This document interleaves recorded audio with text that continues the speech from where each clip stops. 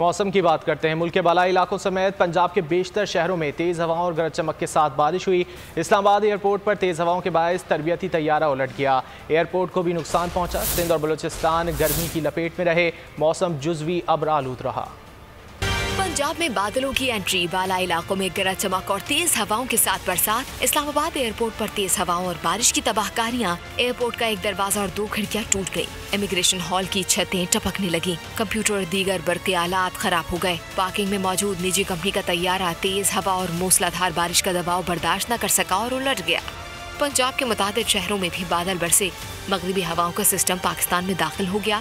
कश्मीर, किलगित बल्तिस्तान और खैबर पख्तूनख्वा में भी गरज चमक जारी। दूसरी जानिब सिंध और बलूचिस्तान में गर्म मौसम के रंग नुमाया रहे। ताहम इस्लामाबाद पर छाए बादलों और हवाओं ने गर्मी की शिद्दत में कमी कर दी।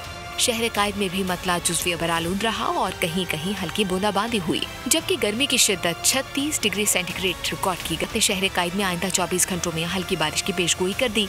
मुल्क में सबसे ज्यादा दर्जे हरारत नौखंडी में 46 डिग्री सेंटीग्रेड रिकॉर्ड किया गया।